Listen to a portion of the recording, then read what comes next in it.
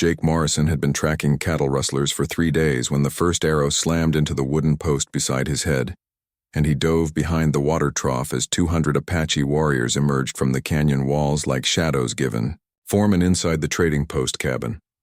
5 other humans scrambled for weapons, and Claire Dawson, the settlement's schoolteacher, grabbed a rifle with practiced ease, while beside her, old Pete Hammond cursed under his breath, checking his ammunition. Captain Jake called out, his voice steady despite the adrenaline that 200 warriors were surrounding them, and maybe more hidden in the rocks, and the Apache warriors formed a loose circle around the cabin, their presence more statement than immediate threat.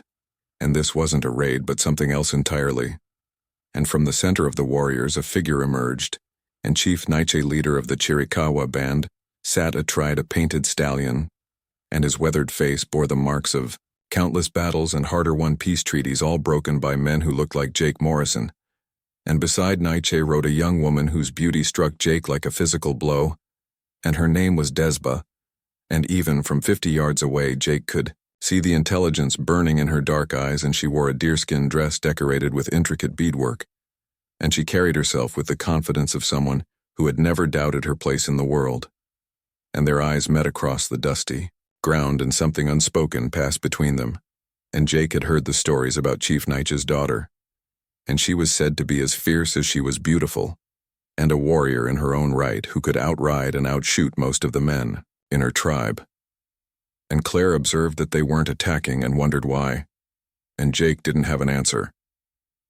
But he kept his gaze locked with Desba's, and slowly, deliberately, he stood up from behind the water trough, and he held his hands away from his weapons with palms open, and the warriors stirred with arrows notching to bowstrings. But Chief Nietzsche raised his hand, and the movement was slight but absolute, and every warrior froze, and Nietzsche called out in heavily accented English that Jake had entered their sacred lands, and the spring behind the cabin belonged to his people, and it had flowed here since the time of the grandfathers' grandfathers. And Jake glanced back at the cabin, because 3 weeks ago the territorial governor had given him the deed to this land and promised it was unclaimed territory, and another lie from a government that specialized in them. And Jake said he didn't know, and the governor said the land was open for settlement. And a bitter laugh escaped Nietzsche's lips, saying the governor said many things, but the wind spoke more truth, and Desba urged her horse forward, and Jake noticed the way her father's jaw tightened, and she spoke rapidly in Apache with sharp, emphatic gestures, and Nietzsche responded in kind, and their exchange was too quick for Jake to follow. And finally Desba turned her attention to Jake, and when she spoke, her English was flawless, colored with an accent that made each word sound like music, and she said her father offered 2 choices: to leave this place before the sun set tomorrow or die here when it rose the day after. And Jake asked what she said, and Desba's eyes widened, slightly surprised by his boldness, and around them the warriors muttered among themselves, because it was not the response they had expected, and Desba replied that what she said did not matter because this was her father's land and his people's water, and Jake's people had taken enough, and Jake said simply that she was right, and they had, and the admission hung in the air like smoke, and inside the cabin Claire gasped while Pete Hammond swore more colorfully, and Pete hissed, asking what Jake was doing. But Jake ignored him because he was watching the way Desba sat a little straighter on her horse and the way her eyes narrowed as she reassessed him, and Jake continued saying his people needed this water too, and not to take it from them but to share it because they had children in the settlement and families. And they weren't soldiers or prospectors, but just people trying to survive, same as the Apache. And Nietzsche said Jake spoke pretty words, but he had heard pretty words before, and he had watched his people die because of pretty words. And Jake said, then don't listen to words but judge him by actions and give him a chance to prove they could share this land. And Nietzsche's expression hardened, saying there was no sharing with white men and there was only taking. But Desba spoke again, her voice soft but insistent, and her father listened with an unreadable, weathered face, and the conversation between them stretched for several minutes, while Jake stood exposed in the open and acutely aware that 200 warriors had arrows trained on his position, and finally Nietzsche raised his hand again and said his daughter had a foolish heart, and despite his harsh words there was affection in his tone, and she believed some white men might be different from the others, and she believed Jake might be one of them, and Jake said he would try to be. And Nietzsche announced Jake would have 3 days to show them he was not like the other white men who had stolen from the Apache, and if he failed, and if he proved to be just another liar and thief, then he and everyone in his settlement would die. And his daughter's hope would not save him then, and with that, Chief Nietzsche wheeled his horse around and the warriors began to withdraw, melting back into the canyon walls as mysteriously as they had appeared. But Desba remained for a moment longer with her eyes still locked with Jake's, and she said quietly, not to make her regret this, because her people had suffered enough betrayal, and Jake promised he wouldn't, and he meant it with every fiber of his being. And Desba nodded once, then turned her horse to follow her father, and within minutes the Apache warriors had vanished completely, leaving only dust devils dancing in their wake, and Jake stood in the settling dust with his heart pounding because he had 3 days to prevent a massacre, and 3 days to prove that humanity could be more than its worst impulses, and 3 days to understand why a single look from Chief Nietzsche's daughter had affected him more profoundly than any bullet or blade ever had. And behind him the cabin door burst open and Claire rushed out asking if Jake had lost his mind because he just promised to share water with hostiles. And Jake said quietly, while still staring at the empty canyon walls, that they weren't hostiles but people defending their home, and if they couldn't find a way to live together then maybe they didn't deserve this land at all. And Pete Hammond emerged from the cabin shaking his head saying Jake just bought them 3 days to live and he hoped Jake had a plan for how they were going to make it to day 4. And Jake finally turned to face them saying he did, but first, he needed to know everything about the Apache, including their customs and their language and their way of life and everything. And Claire studied him with newfound respect, asking if he was serious, and Jake said dead serious because in 3 days if he failed, they would all be dead anyway. And as the sun began to set over the Arizona territory, painting the sky in shades of crimson and gold, Jake Morrison made a decision that he would not be just another white man who took and destroyed, but he would be different, and he had to be because somewhere in those canyon walls Desba was watching, and he would not let her down. Dawn broke over the Arizona territory with the subtlety of a gunshot, and Jake had not slept because he sat on the cabin's front porch, watching the canyon walls for any sign of movement, and the Apache were out there somewhere watching and waiting to see if he would prove himself worthy of the 3 days Chief Nietzsche had granted. And Claire emerged from the cabin carrying 2 tin cups of coffee, and she handed one to Jake and sat beside him on the weathered wooden steps, asking if he really thought they could make peace with the Apache. And Jake replied that he thought they had to try because the alternative was bloodshed, and he had seen enough of that to last several lifetimes. And Claire sipped her coffee thoughtfully, saying her husband fought in the war between the states and came home different and broken, and he used to wake up screaming about battles, and one day he just walked into the woods and never came back, and Jake said he was sorry, but Claire told him not to, because she was telling him so he would understand what he was trying to do, and he was trying to prevent another war. But these people had every reason to hate them, because their land had been stolen piece by piece, and their people had been slaughtered, and what made Jake think 3 days would change that? And before Jake could answer, a sound drew their attention, and a single rider was approaching from the east, but this was no Apache warrior, and it was a young man from the settlement, no more than 18, riding hard, and the boy called out to Jake Morrison saying he had to come quick because there was trouble in town, and Jake was on his feet instantly asking what kind of trouble, and the boy said some miners came through last night and they heard about the Apache surrounding the cabin, and now they were talking about forming a militia and riding out to clear the savages out before they attacked the whole territory. And Jake's blood ran cold, asking how many miners, and the boy said 20, maybe 30, and they were armed and drunk and angry, and they were saying Jake was a coward and a traitor for talking with the Apache instead of fighting. And this was exactly what Jake had feared, because the fragile possibility of peace would shatter before it could even take root. And Jake called into the cabin for Pete to get the horses ready because they were riding to town. And Pete appeared in the doorway asking if Jake was insane, because if he left the Apache might think he was running and they might attack, and Jake said if he didn't go, those drunk miners would attack first, and then they would have a full-scale war, and he turned to Claire telling her to stay and keep watch, and if she saw Desba or any of the Apache to tell them Jake was trying to stop this and he was keeping his word. And Claire nodded saying to be careful, and the ride to town took 40 minutes at a hard gallop, and the settlement of Silver Creek was little more than a collection of wooden buildings clustered around a central street, but it was home to nearly 200 people and good people, mostly with farmers and shopkeepers and families trying to build something in the harsh desert. But as Jake rode into town, he saw that the peaceful settlement had transformed into something ugly, and men with rifles and torches crowded the street outside the saloon, and their faces were flushed with whiskey and righteous anger.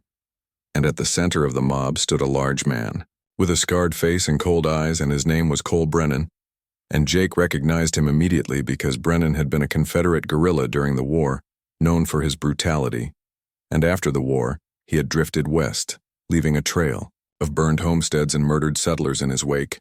And Brennan called out as Jake dismounted, saying, "Well, if it wasn't the Apache lover himself and come to tell them more about sharing land with savages." And Jake replied, keeping his voice calm and clear, that he came to stop them from starting a war that would get innocent people killed. And Brennan laughed, and the mob laughed with him, saying the only good Indian was a dead Indian. And everyone knew that. But Jake was so soft-hearted he would let them slit his throat and thank them for the privilege. And Jake said, addressing the entire crowd, now that Chief Nietzsche gave them 3 days, and 3 days to prove they could live in peace. But if they rode out there with guns blazing, they would doom every family in this territory, because the Apache knew this land better than they ever would, and they could strike when and where they chose. And if the mob wanted to protect their families, then give peace a chance. And Brennan spat, saying peace, and a woman pushed forward from the crowd, and her name was Helen Carter, and Jake recognized her as the widow of a rancher who had been killed in an Apache raid 2 years earlier. And she said the Apache killed her husband and they burned their ranch, and Jake was asking her to make peace with murderers. And Jake said gently that he was asking her to stop the cycle of killing before it consumed them all. And her husband's death was a tragedy. But how many more husbands, and how many more wives and children had to die before they found another way? And a new voice spoke up, saying Jake was right. And an older man stepped forward, and Mayor George Whitmore was well respected in the community as a voice of reason, and he said he had lived in this territory for 20 years, and he had seen the wars and the raids and the reprisals, and it never ended unless someone chose to end it. And Brennan said they were both cowards, and he raised his rifle, saying he thought they should ride out to that cabin and kill every Apache they found and send a message that Silver Creek wouldn't be intimidated. And the mob roared its approval. And Jake saw the situation spiraling out of control, because in seconds they would mount up and ride to the cabin, and when they arrived they would find 200 Apache warriors waiting, and it would be a slaughter. And Jake did the only thing he could think of, and he drew his revolver and fired a single shot into the air, and the sudden gunshot silenced the mob instantly. And every eye turned to Jake, and he said if they wanted to ride to their deaths, that was their choice. But he was telling them right now that Chief Nietzsche had 200 warriors, and they knew every rock and every canyon and every hiding place in this territory. And if the mob rode out there looking for a fight, most of them wouldn't come back. And Helen Carter asked what Jake suggested, and that they just wait for the Apache to attack them. And Jake suggested they give diplomacy 3 days, and that was all he was asking. And 3 days, and if he couldn't make peace with the Apache in that time, then they could ride out with his blessing. And Brennan demanded why they should trust Jake. And Jake said quietly because he fought at Gettysburg, and he was at Cold Harbor in Petersburg, and he had seen what war did to men and to families and to the land itself, and he had killed more men than he cared to remember. And every single one of their faces haunted his dreams, and if there was even a chance and even the smallest possibility that they could avoid more killing, then he had to take it. And the crowd was wavering now, and Jake could see it in their faces because they were frightened and angry, but they were also tired of fighting and tired of burying their dead and tired of living in fear. And Mayor Whitmore stepped beside Jake, saying he was with Jake and they would give peace 3 days. And if the Apache attacked before then, they would meet them with every gun they had. But if there was a chance this could end without bloodshed, they owed it to their children to try, and slowly and reluctantly, men began to lower their rifles, and the mob started to disperse, heading back to their homes and businesses. But Cole Brennan remained with his eyes fixed on Jake with undisguised hatred, and Brennan said quietly that Jake just made a big mistake. And when this all went to hell, and he would make sure everyone knew it was Jake's fault, and Jake replied that if he was wrong, Brennan could tell him so while they were dying together. But he wasn't wrong. and Brennan spat in the dust at Jake's feet and stalked away, and Mayor Whitmore clapped Jake on the shoulder, saying that was brave and stupid, but brave, and Jake said he just bought them 3 days and now he had to figure out how to make them count.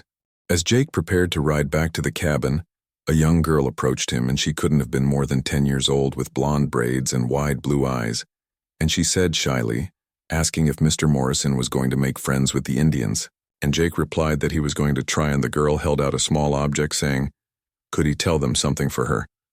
And it was a cornhusk doll, intricately woven and decorated with tiny beads, and she explained that an Apache girl gave this to her last year when she was lost in the desert, and the girl found her and brought her water and showed her how to get home. But she never got to thank her, and could Jake tell her she still had her doll, and that she said, thank you? And Jake knelt down and took the doll carefully, asking what the girl looked like, and the young girl said she was real pretty. And she had long black hair, and she wasn't afraid of anything, and she told her that her name meant goes to war, and she didn't understand it, but that's what she said.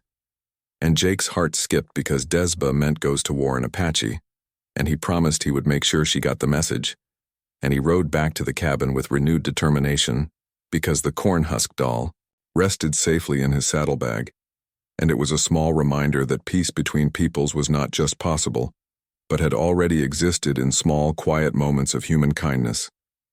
And when he arrived at the cabin, Claire rushed out to meet him, asking if he stopped them, and Jake said for now, but Brennan was going to be trouble, because he wanted this war, and Claire said while Jake was gone they had a visitor, and Jake's hand moved instinctively to his gun, asking if it was Apache, and Claire said, just one and a young woman, and she smiled, saying Desba left something for Jake, and on the porch railing sat a small bundle wrapped in deerskin, and Jake approached it carefully and unwrapped it, and inside was a collection of items including dried meat and some kind of root vegetable and a small pouch of herbs, and there was also a piece of bark with symbols carved into it.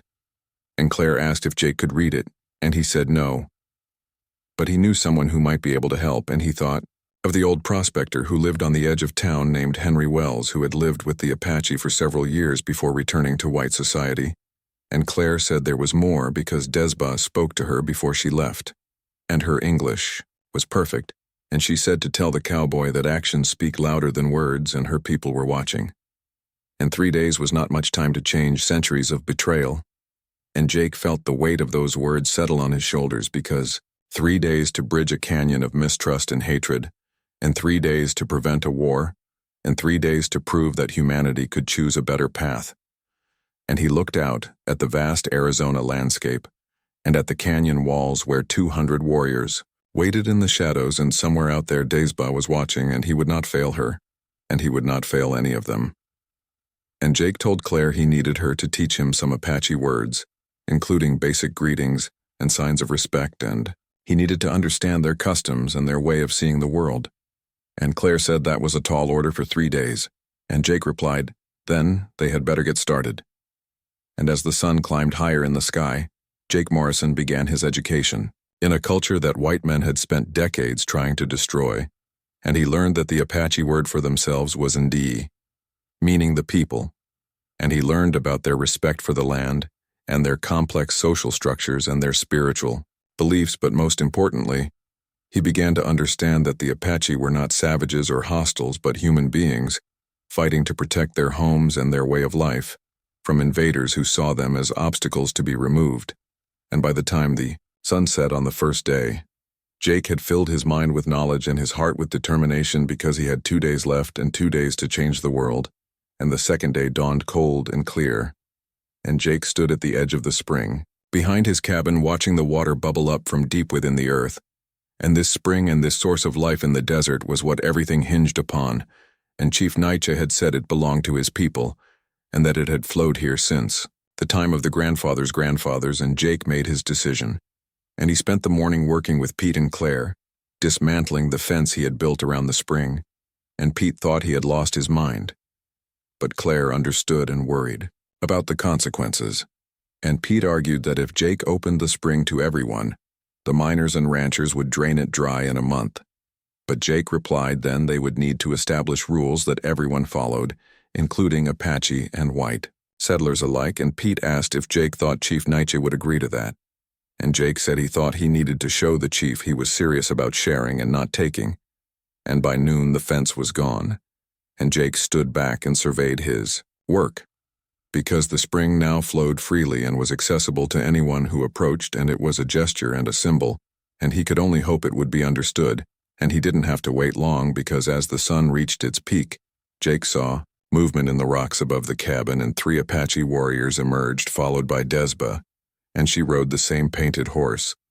But today she carried a rifle across her saddle, as a reminder that trust only extended so far, and Jake walked out to meet them with his hands clearly visible and empty of weapons, and he stopped 30 feet away and waited, and Desba dismounted gracefully and approached while the warriors fanned out behind her, alert and ready. And when she was close enough to speak without raising her voice, she stopped and observed that Jake had removed his fence, and Jake said the spring didn't belong to him because Desba's father was right, and it had been here longer than any of them, and it should be shared. And Desba studied him carefully, saying words were easy, and her people had heard many promises from white men, and every treaty they had signed had been broken, and every promise had turned to ash, and Jake said he knew that, and he couldn't undo those betrayals, but he could choose to act differently. And Desba said one man cannot change the tide of history. And Jake replied, maybe not, but one man can try. And Desba was silent for a moment. Then she spoke in Apache to her warriors, and they relaxed slightly, though they remained vigilant, and she said her father sent her to observe Jake and to see if his actions matched his words, and removing the fence was a good start. But it was only a start. And Jake asked what else he could do, and told her to tell him and he would do it. And Desba said her people needed medicine because many were sick with the white man's diseases, and they had their own healers. But they couldn't cure smallpox or measles, and they needed the white doctor's medicine, and Jake nodded immediately, saying there was a doctor in Silver Creek and he would bring medicine back today. And Desba asked how he would explain to his people why he was giving medicine to the Apache, and it was a fair question because the settlers would not be happy about giving their limited medical supplies to the people they viewed as enemies. And Jake said he would tell them the truth, and that helping the Apache helped all of them, because disease didn't respect borders or skin color, and if people were sick they should be treated. And for the first time Desba smiled, and it was a small smile and cautious and fleeting, but it transformed her face, and she said, Jake Morrison spoke good words, and she hoped his people listened, and the use of his name struck Jake because until now she had only called him Cowboy, and keeping the distance of formality between them. But hearing his name from her lips felt like a gift. Jake reached into his saddlebag and pulled out the cornhusk doll and said there was something else, and a young girl in town asked him to return this to Desba, and she said the Apache girl saved her life last year when she was lost in the desert, and she wanted to say thank you. And Desba's eyes widened as she recognized the doll, and she took it, carefully cradling it in her hands, as if it were something precious. And she said softly, the little one with hair like corn silk. And she was dying of thirst when Desba found her, and she could not leave her to die, even though she was white, because life was sacred no matter whose life it was. And Jake said the girl remembered Desba with gratitude, and she had kept this doll for a year waiting for a chance to say thank you. And Desba looked up at Jake, and he saw something new in her eyes, and not just wariness or judgment, but genuine warmth, and she said, perhaps there was hope for Jake's people after all, if their children could learn to see the Apache as human beings instead of monsters. And Jake said they were all just human beings, and that was what he was trying to prove. And Desba told him to prove it then, and bring the medicine and show his people that kindness and cooperation benefit everyone and show them that they could live in peace, and Jake said he would, and Desba remounted her horse. But before she turned to leave, she spoke again, saying her father was a hard man, and he had lost too many friends and too much of their homeland, and he would take much convincing. But she saw something in Jake that she had not seen in other white men, and he looked at her and saw a person, and not a savage or an enemy, and that was rare. And Jake said she was easy to see, and immediately felt his face flush because the words had come out without thought and honest and unguarded. And Desba's expression softened, saying to be careful, Cowboy, because if he kept saying things like that, she might start to believe him. And with that she wheeled her horse around and rode back toward the canyon walls with her warriors following. and Jake stood watching until they disappeared from view with his heart beating faster than it had any right to. And behind him, Claire cleared, her throat saying, "Well, that was interesting." And Jake said he needed to ride to town because they needed medicine. And Claire said with amusement that the Apache girl liked Jake. And Jake replied that she was the chief's daughter, and she was probably just being diplomatic, but Claire laughed, saying she was a woman and she knew when another woman was interested, and Desba looked at Jake like he was the answer to a question she had been asking her whole life. And Jake said that was ridiculous. And Claire asked if it was because Jake looked at Desba the same way, and Jake didn't have an answer for that. So he mounted his horse and rode toward Silver Creek, with his mind churning with thoughts of medicine and diplomacy, and dark eyes that saw straight through to his soul, and the ride to town gave him time to plan his approach. Because convincing Dr. Marcus Hayes to part with precious medicine for the Apache would not be easy, and Hayes was a good man but cautious, and he would need convincing that this wasn't a fool's errand. And when Jake arrived in Silver Creek, he found the town still tense from yesterday's near riot, and people watched him ride past with expressions ranging from hope to suspicion, and Cole Brennan stood outside the saloon glaring at Jake with open hostility, and the doctor's office was a small building at the end of the main street, and Jake tied his horse outside and entered, and Dr. Hayes looked up from his desk where he was grinding some kind of powder with a mortar and pestle, and he was a man in his 50s with gray hair and tired eyes that had seen too much suffering. And Hayes said he heard about Jake's speech yesterday, and brave or suicidal, he hadn't decided which, and Jake said he needed the doctor's help, and Hayes figured as much, asking what the damage was, and Jake said no damage yet, but he needed medicine, and enough to treat maybe 20 people for various diseases, because the Apache had people sick with measles and possibly smallpox. And Hayes set down his mortar carefully, saying Jake wanted him to give medicine to the Apache, and Jake replied that he wanted Hayes to help prevent an epidemic, because if diseases spread through the Apache, they would eventually spread to the white settlers, and they were all breathing the same air and drinking from the same streams. And this wasn't charity but self-preservation, and Hayes admitted that was a practical argument, but his supplies were limited, and he barely had enough for their own people. And Jake said then, give what he could spare, because even a small amount would show good faith, and it would show the Apache that the settlers saw them as human beings worth saving. And Hayes stood and walked to his medicine cabinet and opened it, surveying the bottles and packets inside, and he said, if he did this and word got out, people would accuse him of helping the enemy. And Jake replied, if Hayes didn't do this, and they ended up in a war a lot, more people would die than they could possibly save with medicine. And the doctor was quiet for a long moment, and finally he began pulling bottles from the cabinet, saying he would give Jake what he could spare, including quinine for fever and some powders for smallpox symptoms and bandages and some basic painkillers. But this was a one-time thing because he couldn't keep supplying medicine to the Apache, and his first duty was to the people of this town. And Jake said he understood and thanked Hayes because this meant more than the doctor knew. And as Hayes packed the medicine into a canvas bag, he spoke without looking up, saying his brother was killed in an Apache raid 15 years ago and left behind a wife and 3 children, and for years Hayes hated the Apache and all of them, and wanted them wiped from the face of the earth, and Jake said nothing, sensing the doctor needed to speak, and Hayes continued saying, but then he met an Apache woman whose child he delivered, and she was dying, and she begged him to save her baby, and she didn't care that he was white and didn't care about the wars or the hatred, and she just wanted her child to live. And Hayes closed the bag and handed it to Jake, saying he saved that baby. And when the mother died, she looked at him with gratitude in her eyes, and that was when he realized that hate was a poison, and it killed everyone. It touched, and Jake asked what happened to the baby, and Hayes smiled slightly, saying, she lived, and he heard she grew up to be quite remarkable and a warrior and a healer both. And he thought Jake might have met her because she was Chief Naiche's daughter, Desba, and Jake felt the weight of history settling on his shoulders, because the connections between people and the small moments of kindness that rippled through time, and the possibility of redemption and understanding across the deepest divides. And Jake said he would make sure Desba knew what Hayes did for her, and the doctor replied, to just make peace, because that was all the thanks he needed. And Jake left the doctor's office with the precious medicine secured in his saddlebag, and he was halfway to his horse when Cole Brennan stepped into his path, saying he heard Jake got medicine from the dock and heard it was for the Apache, and Jake said that was right. And Brennan called Jake a traitor and asked if he knew that. And Jake said he was trying to prevent a war.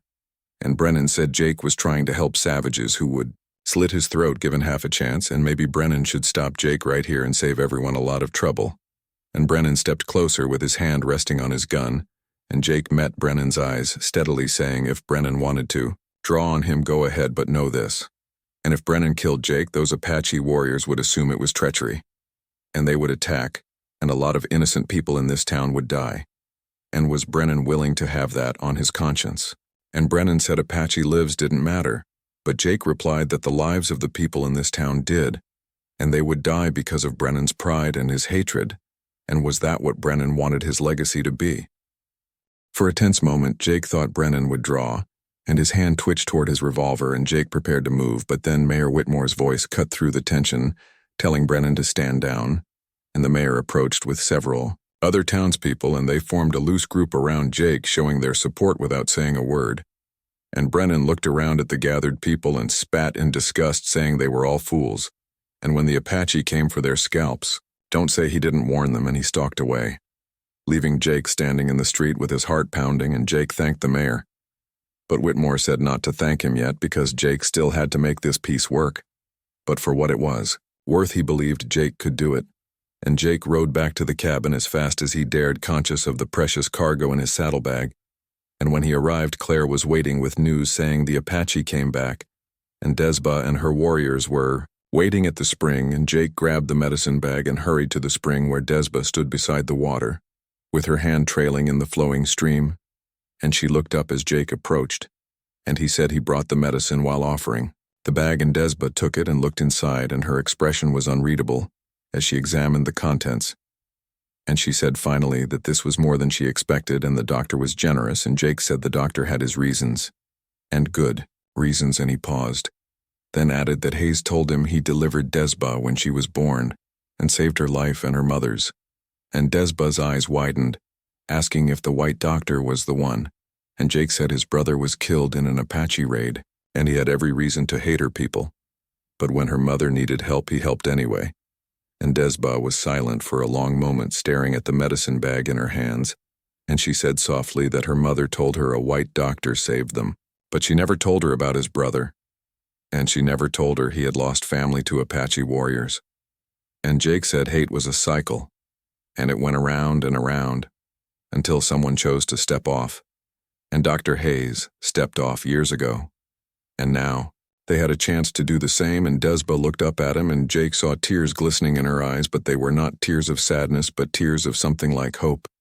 And she said Jake was a strange man, and he fought for peace as if it were something worth dying for. And Jake replied it was worth dying for, but more importantly it was worth living for. And Desba stepped closer to him, and close enough that Jake could smell the sage and leather scent of her, and close enough to see the fine details of the beadwork on her dress, and close enough to feel the warmth of her breath.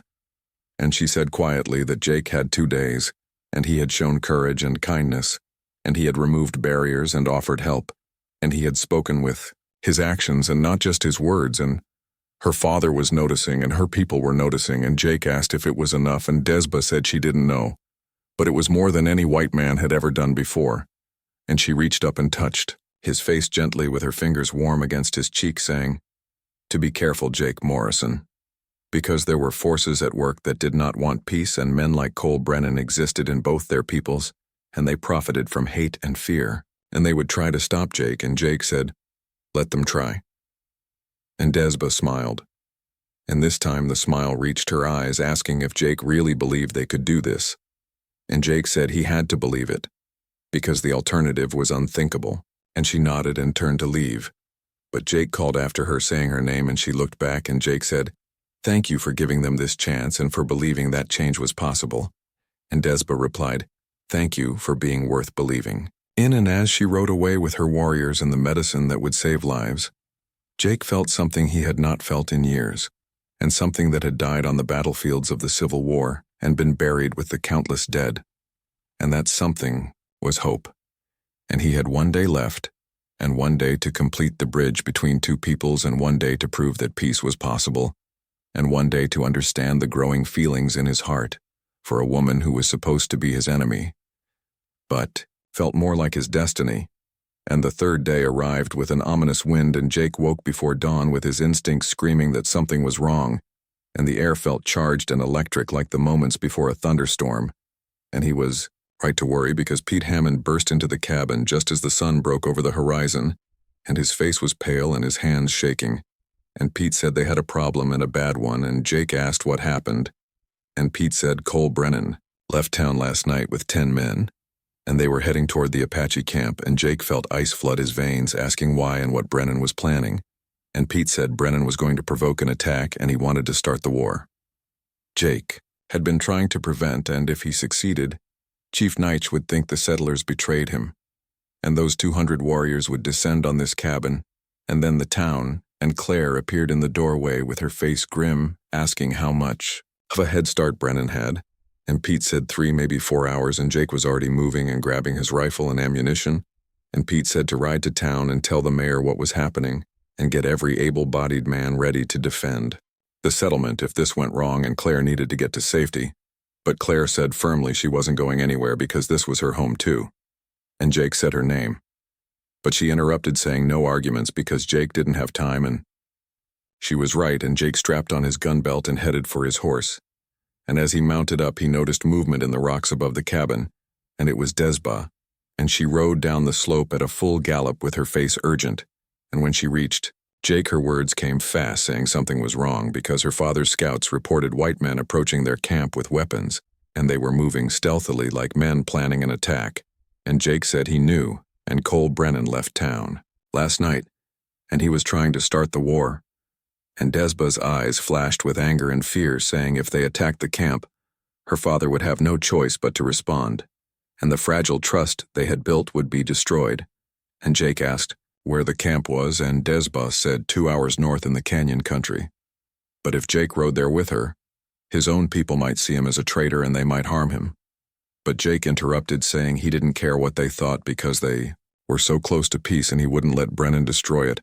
And Desba studied him for a moment, then nodded, saying, then ride with her, and they must hurry. And they rode hard, pushing their horses to the limit. And Desba knew paths through the canyons that Jake never would have found, and ancient trails that the Apache had used for centuries, and as they rode she explained the situation, saying her father's camp was vulnerable right now because many of their warriors were out hunting, and if Brennan attacked he would be striking at their elders and their women and their children, and it would be a massacre. And Jake said not if they got there first, but fate had other plans because as they rounded a bend in the canyon, they heard it, and the crack of rifle fire echoing off the stone walls, and they were too late. And Desba let out a cry and urged her horse faster, and Jake followed with his heart pounding with dread, and they emerged into a clearing to find chaos. In the Apache camp was a collection of traditional shelters nestled in a protected valley, and smoke rose from several structures that had been set ablaze, and Apache women and children were fleeing, while a handful of warriors fought back against Brennan's men who had taken positions in the rocks above the camp. And Jake saw Brennan immediately directing his men's fire with cold precision, and they were deliberately targeting the shelters, trying to cause maximum destruction and death. Desba screamed, calling Brennan a murderer, and she raised her rifle. But Jake caught her arm, saying, wait, because if she shot Brennan, his men would think the Apache ambushed them, and it would only make things worse, and Desba demanded to know what they should do then. And Jake made a split-second decision, and he stood up in his stirrups and fired 3 shots into the air, and called out that this was Jake Morrison, and to cease fire, and the shooting paused, and Brennan's men looked confused and uncertain. And Brennan himself turned and saw Jake riding toward him with Desba at his side, and Brennan asked what the hell Jake was doing here with that savage. And Jake called back that he was stopping Brennan from starting a war that would kill everyone they both knew, and his fight was with Jake and not with these people. And Brennan snarled that his fight was with every Apache that ever lived, and now Jake should get out of the way before Brennan put a bullet in him too. And Jake said then Brennan would have to shoot him first, and Jake dismounted and stood in the open with his arms spread wide, and behind him he heard Desba gasp, saying his name, but Jake didn't move, and he stared up at Brennan, challenging him, and said, if Brennan wanted to murder women and children, He would have to kill a white man first, and he would have to murder Jake in cold blood in front of witnesses. And then Brennan could explain to the people of Silver Creek why he shot an unarmed man who was trying to make peace. And Brennan's face twisted with rage, and he raised his rifle, aiming directly at Jake's chest, and time seemed to slow, and Jake could hear his own heartbeat, and could feel the desert wind on his face, and could sense Desba behind him holding her breath. And then from the rocks above the camp, Chief Naiche emerged with 50 Apache warriors, and they appeared like ghosts, surrounding Brennan's position completely, and the hunters had returned at exactly the right moment. And Naiche spoke in a voice like thunder, saying to lower their weapons because the white men were surrounded, and if they fired, they would all die. And Brennan's men looked around frantically, realizing they were trapped because the Apache warriors had their arrows knocked and ready, and one wrong move and it would be a bloodbath.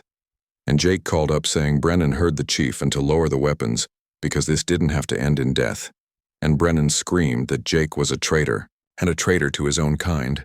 But Jake replied calmly that he was loyal to peace and to preventing needless killing. And now lower the weapon, and for a long moment nothing happened, and the entire canyon held its breath, and then one by one Brennan's men began lowering their rifles because they were hard men, but they weren't suicidal. And they could see there was no way out except surrender, and only Brennan held his rifle steady, still aimed at Jake's heart.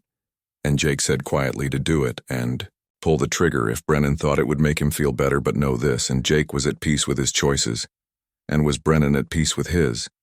And something in Brennan's eyes shifted, and maybe it was the realization that killing Jake would accomplish nothing, or maybe it was the look of absolute contempt on the faces of his own men, or maybe somewhere deep inside there was still a sliver of humanity that remembered what it felt like to be something other than hateful. And Brennan lowered his rifle, saying this wasn't over. And Jake replied yes, it was because it was over, because they were choosing to end it. And Chief Naiche descended from the rocks with his warriors, and he approached Jake slowly with his weathered face, unreadable. And when he was close enough to speak, he studied Jake for a long moment and said that Jake would have died to protect his people. And it was not a question, and Jake said he would have died to prevent a war. And Naiche said it was the same thing, and he turned to Brennan, saying, Brennan came to his camp to kill his family, and by all rights Naiche should kill him now, and his warriors demanded it. And Brennan said nothing, but Jake could see fear creeping into his eyes, and Naiche continued, saying, however, this man stood between them, and he offered his own life for peace, and for that sacrifice Naiche would spare Brennan, but Brennan would leave this territory and never return. And if Naiche saw his face again, his life was forfeit. And Brennan nodded jerkily, and he and his men were escorted out of the canyon by Apache warriors, and Jake watched them go, feeling the tension slowly drain from his body. And Desba appeared at his side, and without warning she threw her arms around him, holding him tight, and she whispered that he was a fool, and a beautiful brave fool, and he could have been killed. And Jake said, returning her embrace, that he wasn't, and now maybe finally they could have peace. And Chief Naiche watched this interaction with an expression that might have been approval or might have been resignation. And when Desba stepped back from Jake, the chief spoke, saying to come to his tent because they needed to talk, and the Apache camp was damaged, but not destroyed, and the fires had been put out, and people were already beginning to repair what had been broken. And Jake followed Naiche to a large tent at the center of the camp, and inside the chief offered Jake a seat and some water, and then he sat across from him and spoke, saying, 3 days ago he gave Jake an impossible task, and he told Jake to prove that white men could be different from the murderers and thieves they had known, and Naiche did not believe Jake could do it. And Jake said, but he did. And Naiche replied yes, and Jake removed barriers and brought medicine and risked his life to protect Naiche's people from an attack by Jake's own kind. And Naiche paused, saying Jake had shown honor, and he had shown that at least one white man understood the meaning of that word. And Jake asked if this meant they had peace, and Naiche said it meant they had a beginning, and a fragile, uncertain beginning. But it was more than they had had in many years, and however there was a complication. And Jake asked what complication, and Naiche glanced toward the tent entrance where Desba stood silhouetted against the bright desert sun. And Naiche said his daughter had feelings for Jake, and he was old, not blind, and he saw the way she looked at Jake, and the way Jake looked at her, and Jake felt his face flush, saying he had nothing but respect for Desba, and she was remarkable. And yes, he cared for her. But he would never dishonor her or Nietzsche's family. And Nietzsche said he knew. And that was why he was willing to consider something that would have been unthinkable even 4 days ago. And in his culture, when two people wish to be together, the man must prove himself worthy, and he must show courage and wisdom and the ability to provide for a family. And Jake said he didn't understand, but Nietzsche interrupted, saying Jake had shown courage because he stood unarmed between two groups of armed men, and he had shown wisdom in seeking peace instead of war. But there was a third test, and a test that would prove whether Jake truly understood the Apache way of life and whether he could bridge the gap between their peoples. And Jake asked what test, and Nietzsche said Jake must live with them, and for one full cycle of the moon. Jake would live as they lived and hunt as they hunted and learn as their children learned, and Jake would leave behind his cabin and his white man's ways and immerse himself in their culture. And only then would Jake truly understand what it meant to make peace with the Apache. And only then would Nietzsche consider whether Jake was worthy of his daughter's affection. And Jake's mind reeled because a full month living with the Apache meant leaving behind everything familiar, and it meant potentially alienating the people of Silver Creek, who were just beginning to accept his peace efforts, and it meant stepping fully into a world he barely understood. But it also meant proving once and for all that peace was possible, and that two cultures could not just coexist but learn from each other. And if Jake was being honest with himself, it meant spending time with Desba and learning to understand her world and her beliefs and her way of seeing the universe. And Jake said without hesitation that he accepted, and Nietzsche smiled for the first time. And it transformed his stern face, making him look years younger. And he said Jake did not even pause to consider, and this was either great wisdom or great foolishness. And Jake admitted maybe both, but he meant what he said 3 days ago, and he wanted to prove that they could live in peace, and if that meant living among Nietzsche's people to understand them better, then that was what he would do. The test came in the 3rd week, when a group of young Apache warriors led by a man named Nada had never fully accepted Jake's presence, and they saw him as a white interloper and someone who would eventually betray them, as all white men did. And Nada was particularly hostile, viewing Jake as a threat, and Desba's growing affection for him as a betrayal of their people. And one evening, Nada challenged Jake publicly, saying Jake claimed he wanted to live as they lived, but he was soft and weak, and he had learned words and customs, but he did not have the heart of an Apache warrior. And Jake replied calmly that he never claimed to be Apache, but he was just trying to understand their ways. And Nada said, then prove it and face him in the trial of strength. And the trial of strength was a traditional Apache test that involved a series of physical challenges, including wrestling and archery and knife throwing, and a race through difficult terrain. And it was designed to push warriors to their absolute limits. And Chief Nietzsche watched this challenge with an impassive expression, saying, Jake Morrison did not have to accept, because this was Nada's way of trying to humiliate him.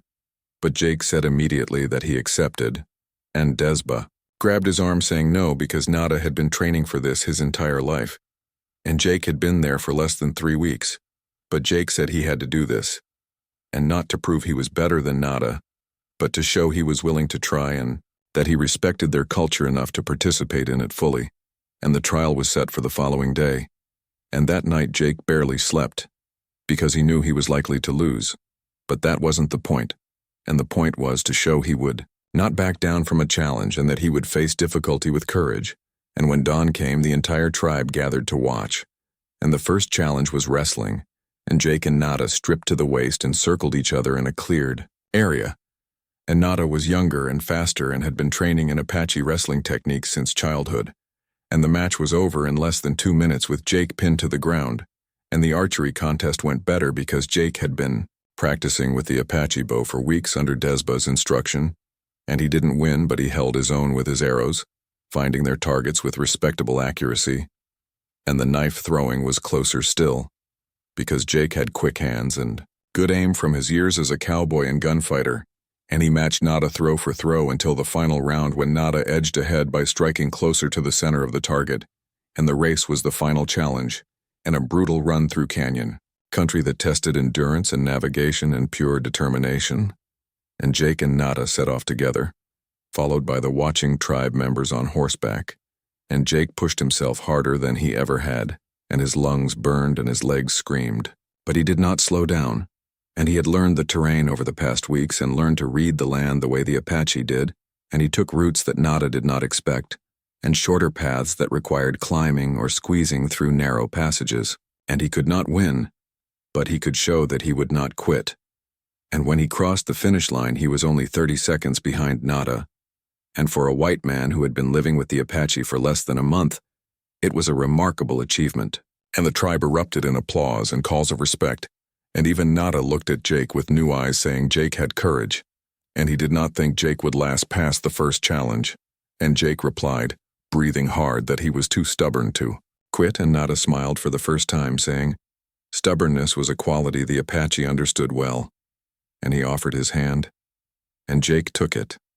And Chief Naiche approached with Desba at his side, saying Jake had done well, and he lost every challenge. Yet he won something more important, and he earned respect, and Jake said he didn't need to be the best, and he just needed to show he was willing to try.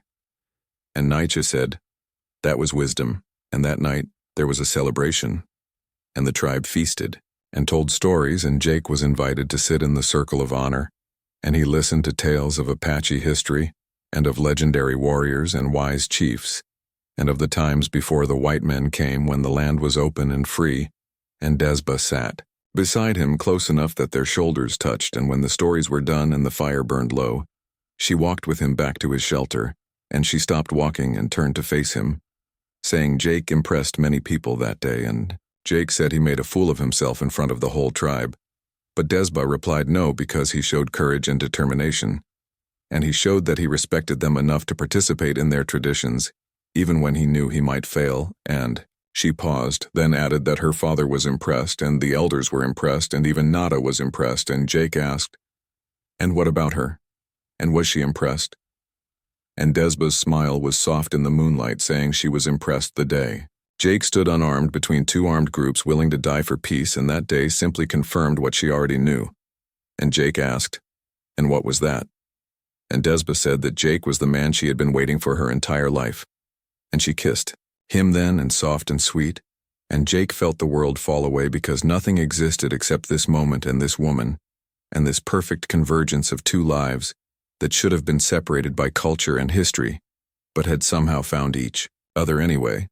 And when they finally pulled apart, Desba's eyes were shining, and she whispered that Jake had one more week and one more week, and her father's test would be complete, and then they must decide what comes next.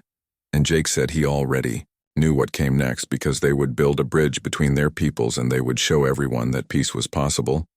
And Desba asked, and what about them?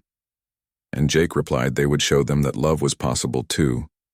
And Desba rested her head against his chest, and they stood together under the desert stars, and two people from different worlds who had somehow found a home in each other's arms. And the final week passed in a blur of learning and working and living, and Jake felt himself changing and becoming something new, and not fully white and not Apache, but something in between, and a bridge between two worlds. And when the month ended, Chief Naiche called Jake to his tent and said Jake had completed the test, and he had proven himself worthy, and he had shown courage and wisdom and understanding, and more than that, he had shown respect for the Apache people and their way of life. And Naiche said Jake was welcome to stay with them or return to his own people. But either way, he had earned their friendship and their trust, and Jake said he needed to return to Silver Creek because his work was not done, and he needed to help his people understand what he had learned, and he needed to bridge the gap between the two communities, but he would return often, and he would always be a friend to the Apache, and Naiche nodded, saying that was wise, and then he added that his daughter wished to go with Jake, and Jake's heart stopped asking if Naiche was giving his blessing. And the chief replied that Desba was not his to give, because she was her own person, and she had chosen Jake, and he would not stand in her way. But Jake must understand that the path they were choosing would not be easy, because both their peoples would judge them and hate them and try to tear them apart, and Jake said he understood, but some things were worth fighting for. And Naiche smiled, saying, then Jake truly had learned the Apache way, because they too believed some things were worth fighting for. And Jake and Desba rode back to Silver Creek together, and when they arrived, they found the town transformed, because word had spread of Jake's month with the Apache, and of the peace he had brokered, and Mayor Whitmore greeted them with relief and pride, saying Jake had done what no one thought possible, and he had built a bridge between two peoples. And Pete Hammond clapped Jake on the back, saying he was worried Jake would never come back. But Claire hugged them both, saying she knew Jake would return, and she knew he would bring Desba with him because some connections were too strong to be broken by distance or culture.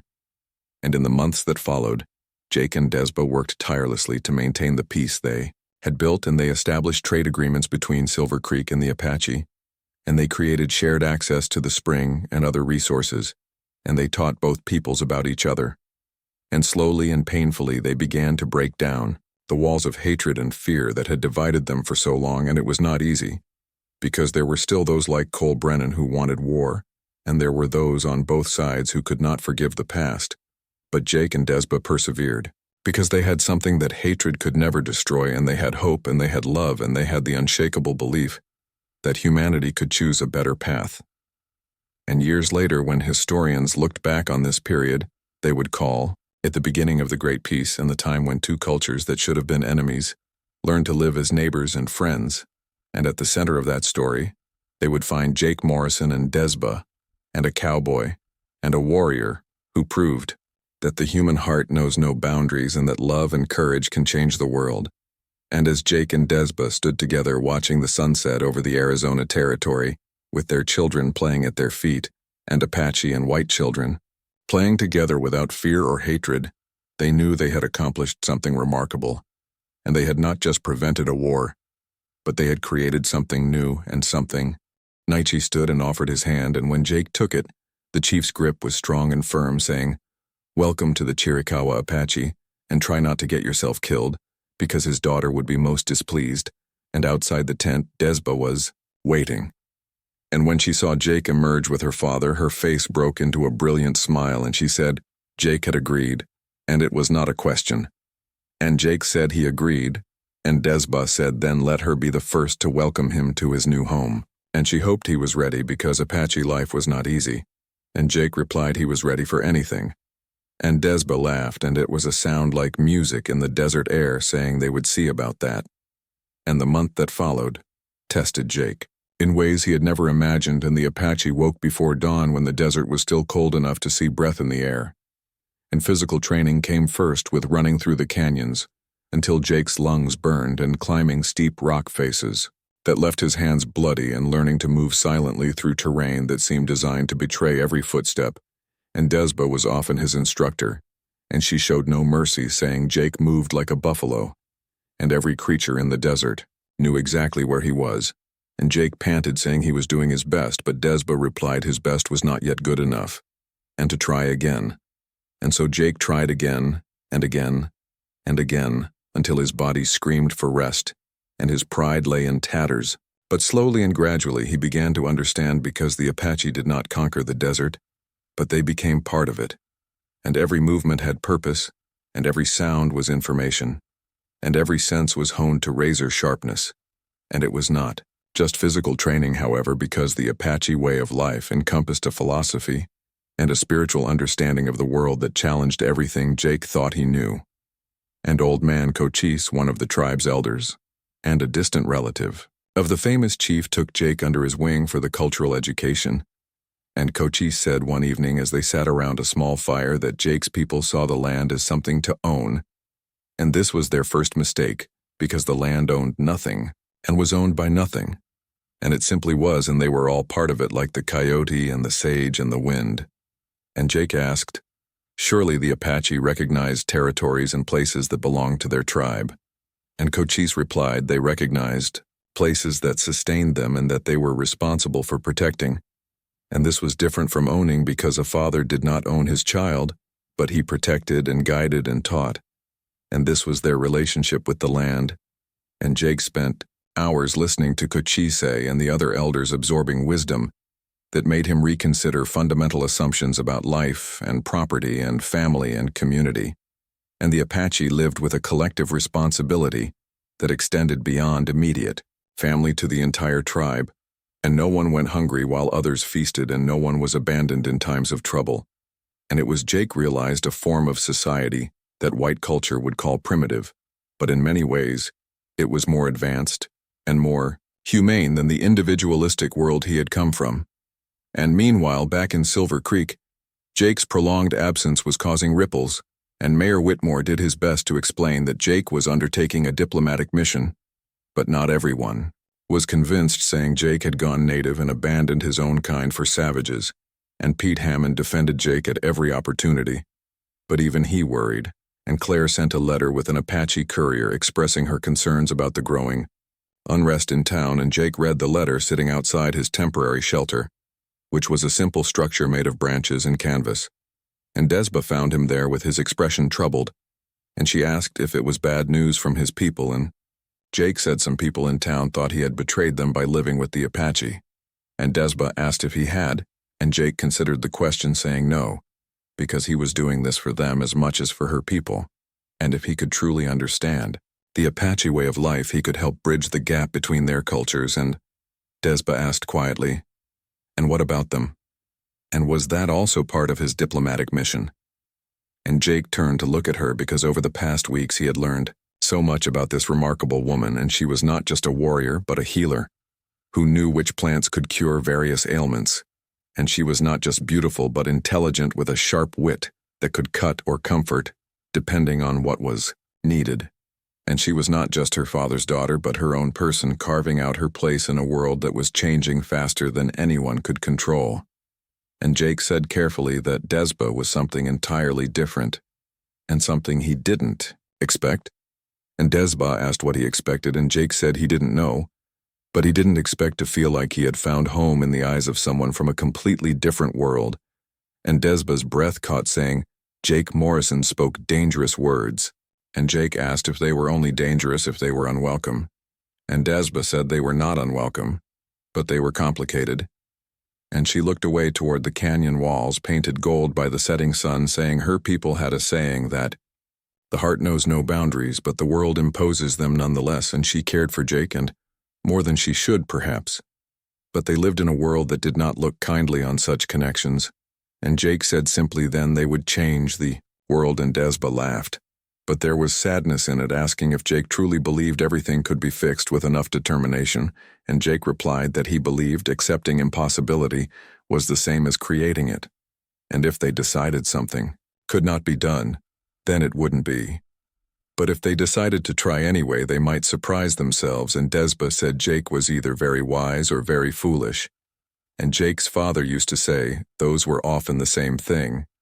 And as the weeks passed, Jake was integrated more fully into the daily life of the tribe, and he learned to hunt using Apache methods, which involved patience and understanding of animal behavior that went far beyond simply tracking and shooting.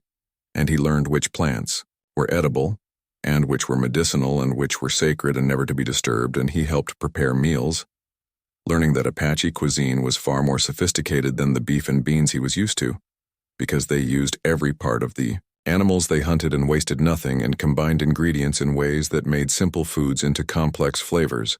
And he also learned the language, though this proved to be his greatest challenge, because Apache was a tonal language with sounds that didn't exist in English, and Desba found his pronunciation attempts endlessly amusing, saying Jake just told her father that his face was a rabbit, and Jake said he meant to say his wisdom was deep, and Desba tried not to laugh, saying the two phrases were nothing alike, and to watch her mouth, and she demonstrated the proper sounds, and Jake tried to follow, and his attempt was better, but still wrong enough to make her giggle, and these moments of levity were precious, but Jake was always conscious of the deeper purpose of his stay, because he was not just learning to live with the Apache, but proving that such coexistence was possible. Its peak, Jake saw movement in the rocks above the cabin, and 3 Apache warriors emerged, followed by Desba. And she rode the same painted horse, but today she carried a rifle across her saddle as a reminder that trust only extended so far, and Jake walked out to meet them with his hands clearly visible and empty of weapons, and he stopped 30 feet away and waited. And Desba dismounted gracefully and approached while the warriors fanned out behind her, alert and ready. And when she was close enough to speak without raising her voice, she stopped and observed that Jake had removed his fence. And Jake said the spring didn't belong to him, because Desba's father was right, and it had been here longer than any of them, and it should be shared. And Desba studied him carefully, saying words were easy, and her people had heard many promises. from white men, and every treaty they had signed had been broken, and every promise had turned to ash, and Jake said he knew that, and he couldn't undo those betrayals, but he could choose to act differently. And Desba said one man cannot change the tide of history. And Jake replied, maybe not, but one man can try. And Desba was silent for a moment, then she spoke in Apache to her warriors, and they relaxed slightly, though they remained vigilant, and she said her father sent her to observe Jake, and to see if his actions matched his words, and removing the fence was a good start. But it was only a start. And Jake asked what else he could do, and told her to tell him, and he would do it. And Desba said her people needed medicine, because many were sick with the white man's diseases, and they had their own healers, but they couldn't cure smallpox or measles, and they needed the white doctor's medicine. And Jake nodded immediately, saying there was a doctor in Silver Creek, and he would bring medicine back today. And Desba asked how he would explain to his people why he was giving medicine to the Apache. And it was a fair question, because the settlers would not be happy about giving their limited medical supplies to the people they viewed as enemies, and Jake said he would tell them the truth, and that helping the Apache helped all of them, because disease didn't respect borders or skin color, and if people were sick, they should be treated. And for the first time, Desba smiled, and it was a small smile and cautious and fleeting, but it transformed her face, and she said Jake Morrison spoke good words, and she hoped his people listened, and the use of his name struck.